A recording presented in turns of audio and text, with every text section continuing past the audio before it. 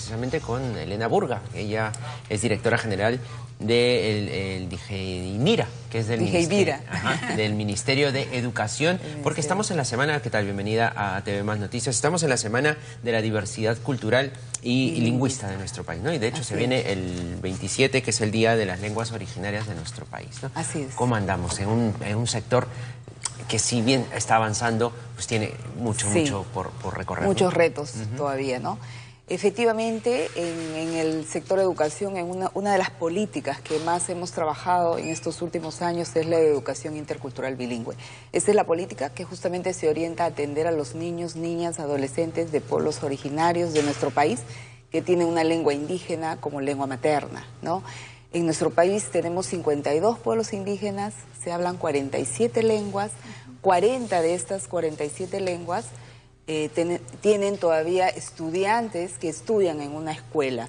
Hay 7 lenguas que tienen menos de 10 hablantes y que ya no tenemos ni siquiera niños.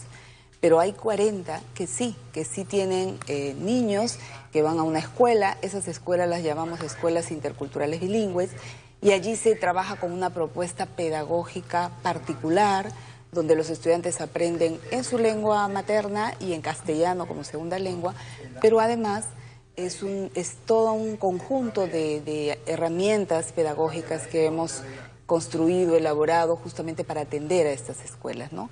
El principal problema que tenemos es la falta de maestros que hablen la lengua de los niños. Más o menos el 60% de las escuelas bilingües sí cuentan con maestros que hablan la lengua. O sea, sí tenemos maestros, tenemos más o menos 38.000 maestros, pero necesitamos 50.000. Claro. Entonces, hay muchos maestros castellano hablantes que trabajan en escuelas con niños indígenas. Por eso es que lamentablemente hay una pérdida de la lengua debido también a esta falta, a que no hemos, desde ya décadas pasadas, debimos haber trabajado estas políticas. Pero ¿no? actualmente se hace un trabajo para recuperar la lengua y sobre todo la preocupación, digo, en estas 4 lenguas que ya están desapareciendo, ¿no? Sí, en estas 7. En realidad hay 15 en serio peligro de extinción, pero de estas 15, las 7 que tienen menos de 10 hablantes son lenguas que ya están pues casi extinguiéndose, pero porque los mismos hablantes también quedan muy poquitos, ¿no? Hay otras lenguas que tú todavía las puedes revitalizar, el caso del cocama, que los cocamas durante décadas han sido considerados los nativos invisibles, porque ellos mismos, por un mecanismo de defensa, porque había mucha discriminación, sentían mucho atropello por decir que son indígenas, empezaron a no querer ser cocamas, ¿no? Y no hablar la lengua. Como pasa en realidad con muchos otros pueblos, los mismos quechuas, aymaras, hay mucha gente que no dice que habla quechua y aymara y sí lo habla, ¿no? Pero en este momento, por ejemplo, los cocamas están en un proceso de recuperación, de afirmación cultural, lingüística, y están recuperando, revitalizando su lengua, ¿no? ¿Y estos maestros, los 38.000 que tienen, son de las zonas o hay gente que aprende para ir? Hay muy pocos casos. Hay maestros que han ido a trabajar en escuelas indígenas y que se han visto en la...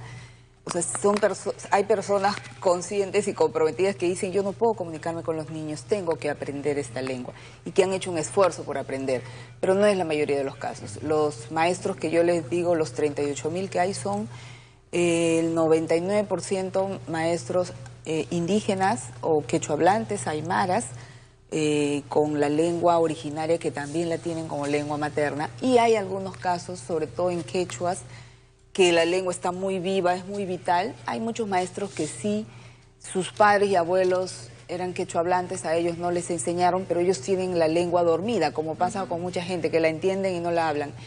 Y en algunos casos, cuando se han visto en la necesidad de enseñar a niños quechuas, han vuelto a reactivar la lengua, ¿no? Y para ellos sí ha sido más fácil reaprenderla, ¿no?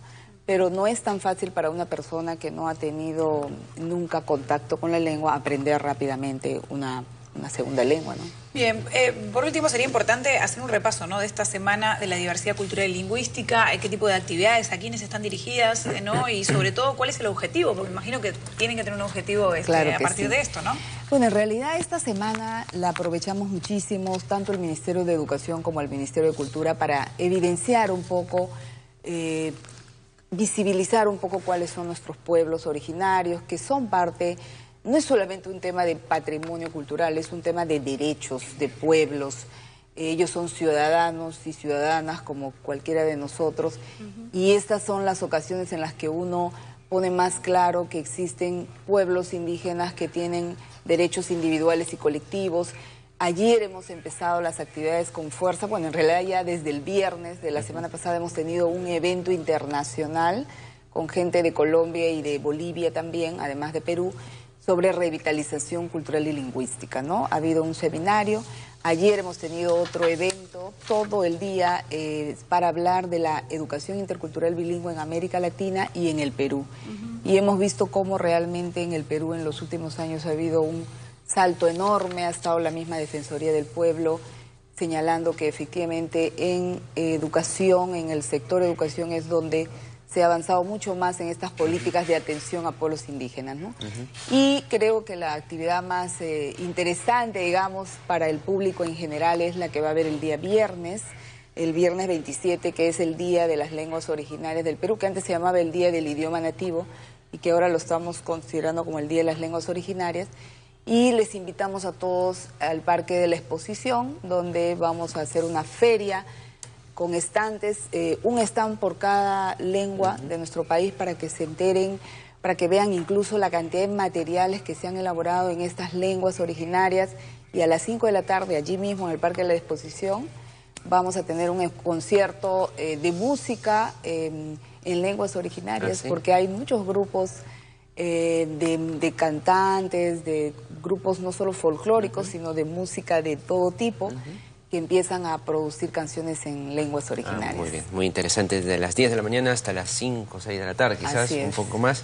Ya lo saben, el Parque de la Exposición, entonces este viernes están todos invitados para aprender un poco más de lo que es nuestro país y no verlo, como dice la señora Burga, pues como algo patrimonio cultural, ¿no? Son ciudadanos que tienen los mismos derechos que todos nosotros. Muy bien, muchas gracias. Muchas gracias por estar aquí. Gracias a ustedes.